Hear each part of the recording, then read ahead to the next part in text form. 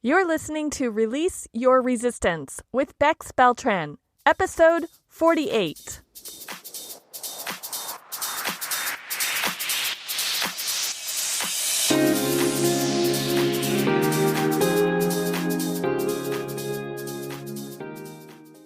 Welcome to Release Your Resistance. This is Bex. The only reason why any of us don't have what we want in life is because of our own resistance. Right now, I'm learning how to recognize and release my resistance, and this podcast tells you how you can release your resistance so that you can live the exact life that you want. Let's get started.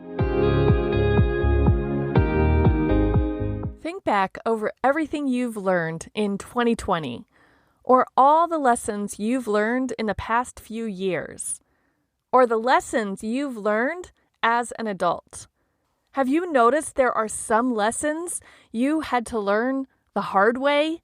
Maybe you had to keep learning a lesson over and over, or maybe you were metaphorically kicking and screaming as you learned a lesson.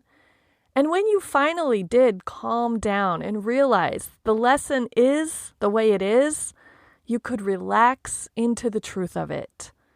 I have examples of this in my own life, and I'm watching some of my coaching clients week after week as they relax into the truth of some lessons they're learning. I just find this whole process so interesting. Why do we figure some things out so easily, and for other things, we really do have to learn the lessons the hard way?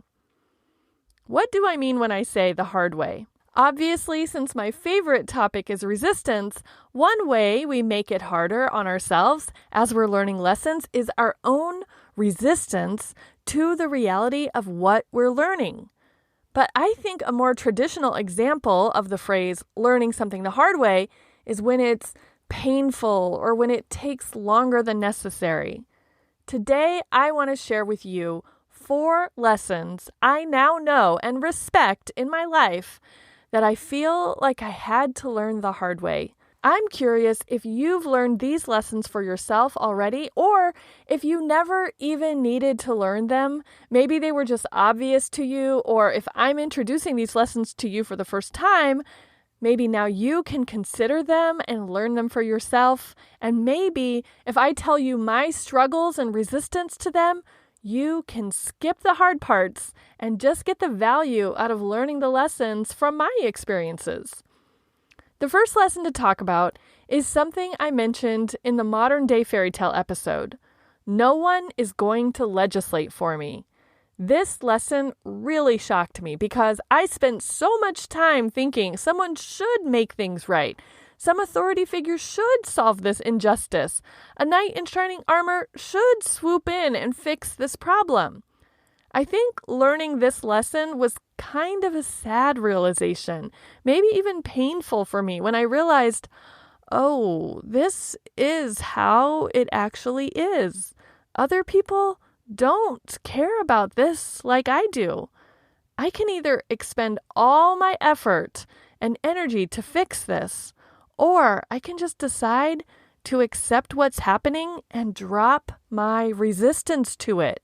This understanding kind of goes along with the awareness that life is not fair. I heard this multiple times as a child when I would complain to my mom that this isn't fair, and she would respond letting me know life isn't fair. Maybe I understood that logically, but it is possible that I still didn't believe it for individual situations. Like, yes, I know life isn't fair, but shouldn't this hiring decision be fair? Or yes, I don't expect life to be fair, but it really isn't fair that those employees aren't held to the same standards and expectations that my team is being held to. Oh, really? Aren't all of those work situations just part of life? So how did I learn this hard lesson? Actually, 2 lessons. How did I finally accept that no, life isn't fair in general, and it's not fair in this specific instance either, and no one is going to legislate it for me? It was probably noticing my repetitive thoughts of fairness and should and legislate so frequently in such a short amount of time, coupled with my newfound awareness that I get to choose the thoughts I believe and want to continue thinking. Even though that period of my life was a little mentally painful because I was so committed to thinking this situation isn't right, someone needs to come and make it right. When I finally noticed and relaxed, I was able to come to acceptance versus resistance so much faster, and I dropped so much mental anguish along with it. The second lesson I want to describe that I learned the hard way is also so obvious, but for some reason, I felt surprised when I finally learned it. The lesson is that I am responsible for my own feelings. I know, elementary, right? But in case anyone's not exactly sure why this turned out to be such a profound lesson for me and why I had to learn it the hard way, let's break this lesson down word by word. I am responsible for my own feelings. Sorry for that completely awkward extension.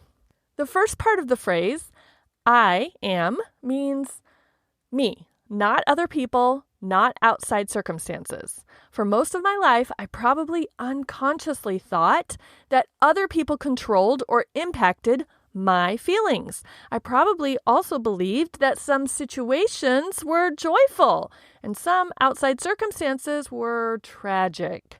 And now, as I'm saying it out loud, you might be getting a little glimpse of how this has been a lesson I had to learn. Because you might think, wait, an outside circumstance like death is sad, and a situation like a party is joyful. Sometimes circumstances do cause feelings.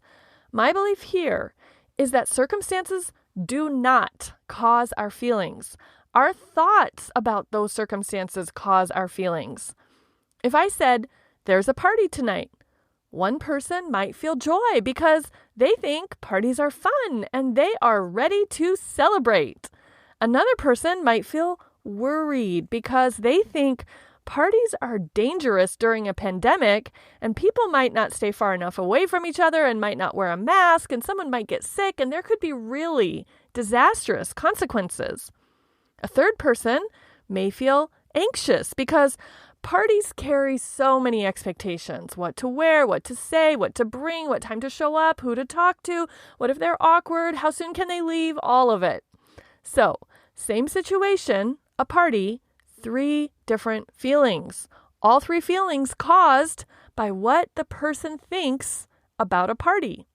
The other piece of this part of this lesson, I'm responsible for my feelings, implies that not only is a circumstance not responsible for my feelings, no other person can be responsible for my feelings. Only me.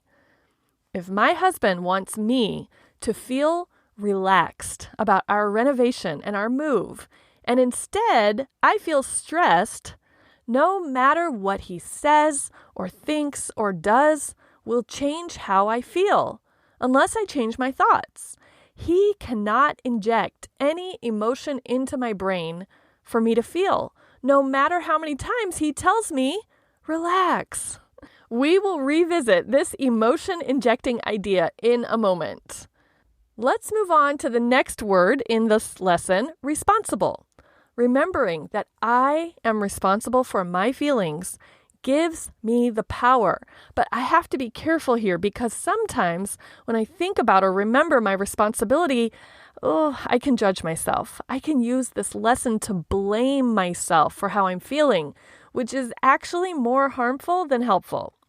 So instead, more intentionally, I can translate the words I'm responsible to mean I have control or power over my feelings, which is actually helpful and liberating. Doing this translation reminds me that I get to choose how I want to feel. If I'm noticing myself feeling a way I don't want to feel, I have the power to change it if I want. Just because a thing happens doesn't mean I have to stick with the first emotion that pops up for me. Just because a situation occurs doesn't mean I have to feel how society or my family or my younger self or my husband suggests I should feel. Getting even more specific, my own means just mine and no one else's. I can't make anyone else feel anything. I can't inject an emotion into anyone else's brain. But it's possible that we try to do this all the time, right? We want to make people like us or love us or accept us. We hope people will feel okay with our decision. But this lesson learned the hard way reminds me that I am responsible for my own feelings and no one else's. And that last word to discuss from that lesson is feelings. This includes all of them, good and bad, pleasant and unpleasant. Of course, I want to create feelings of joy and excitement and motivation for myself. And if you've listened to my early episodes, you know I want to feel engaged, inspired, and delighted, but I don't want to feel those feelings when they would be inappropriate. As I was thinking about being willing to feel the spectrum of emotions, I realized I have no resistance to feeling momentarily sad or worried when I hear bad news about someone very distant from me.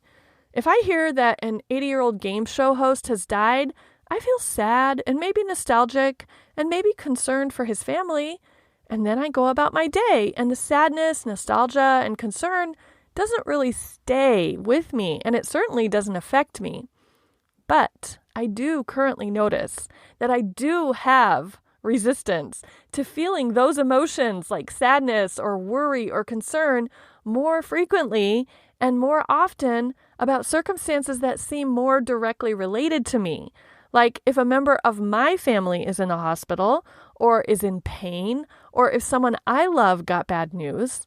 And then I can remind myself, if I did find out someone I love is in pain, I wouldn't want to feel delighted. If someone I love got bad news, I hope I wouldn't feel inspired. That would be weird. So all of this to say, in a very long and detailed way, I am so grateful. I have learned the lesson that I am responsible for my own feelings. The third lesson I've learned the hard way may only apply to me. It may not be a lesson for you, but I'll still share it just in case you can take anything from it for yourself. Maybe a similar lesson applies to you. Here's what I've come to realize over the past few years.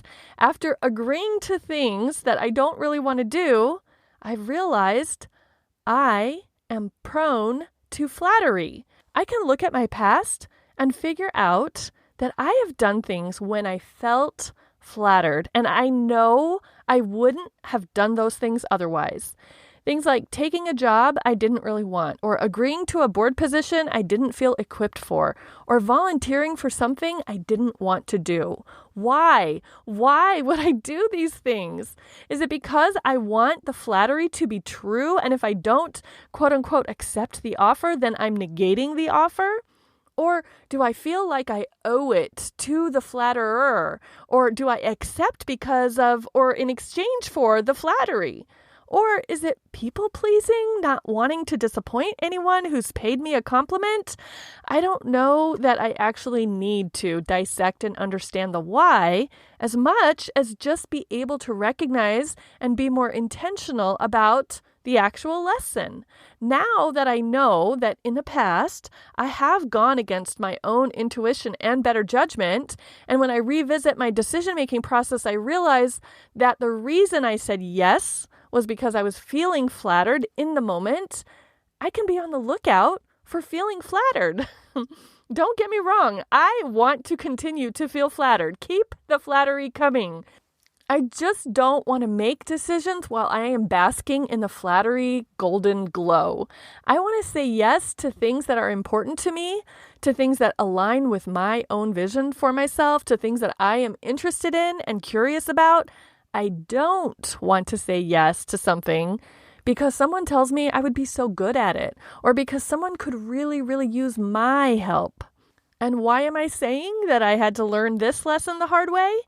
Being flattered doesn't sound bad. It sounds lovely, right? The way I learned this lesson is because I would find myself in situations I didn't really want to be in. I would realize I was responsible for something I didn't want to be responsible for, and then I needed to extricate myself from whatever it was, which brings me to the next lesson I learned the hard way. If I am dreading something, I make it so much worse by prolonging it. This is about the extrication I just mentioned, but it can be about so many other things.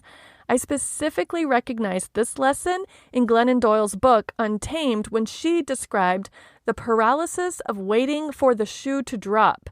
That paralysis feels like the worst for me, and I recognize that it's usually self-created because I can drop the shoe whenever I decide to, but I'm afraid or unsure or dreading what might come next.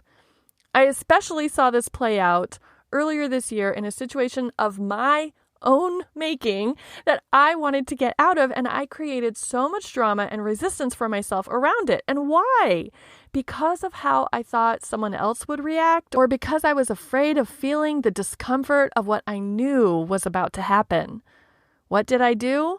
I traded that future spike of discomfort for a long, drawn-out run of discomfort, and I was miserable. And as soon as I felt the liberation and freedom once I had extricated myself from that situation, I realized I could have had this so much sooner, and I could have saved myself all that dread that I experienced as I waited and decided and figured out how I would do it. And as I worried, I was just increasing my own negative experience by prolonging it. And my dread about finally doing it was so much worse than actually doing it. So my question to you about this lesson is, what are you prolonging out of fear or worry or dread that you could actually just be done with now?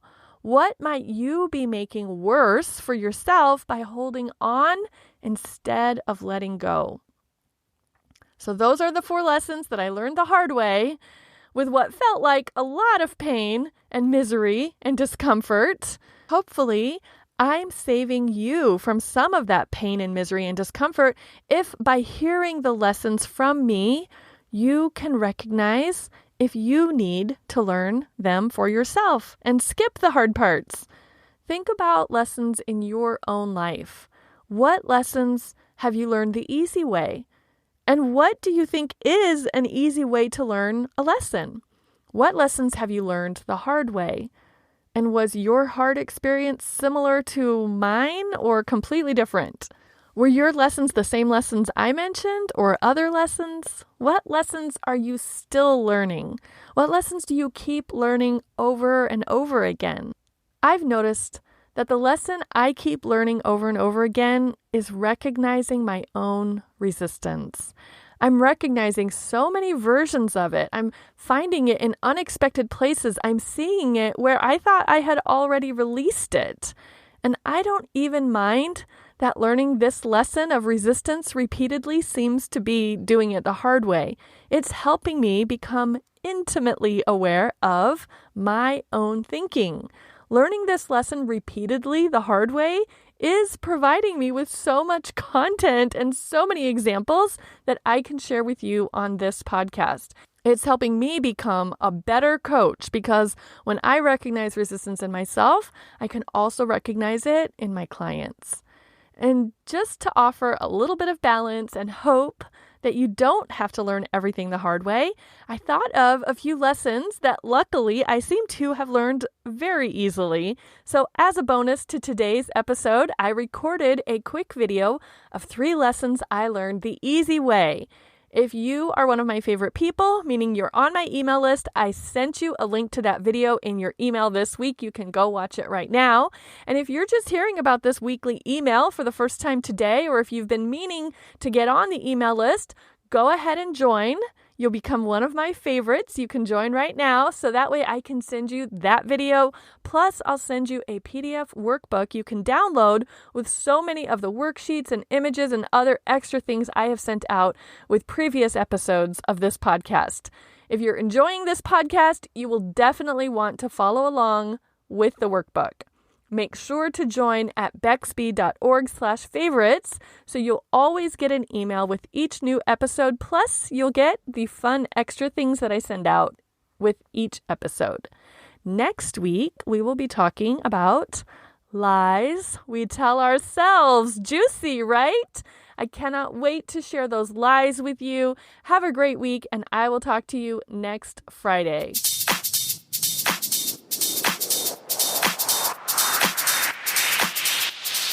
This has been Release Your Resistance. Thank you for listening. If you like this podcast, make sure you're subscribed and leave a review on Apple Podcasts. Also, think about someone who you know who would love this episode and share it with them. There should be a share button on your app if you're listening to this on your phone. If you'd like to continue this conversation one-on-one or in real time, come visit me on my site at bexb.org to see how we can work together.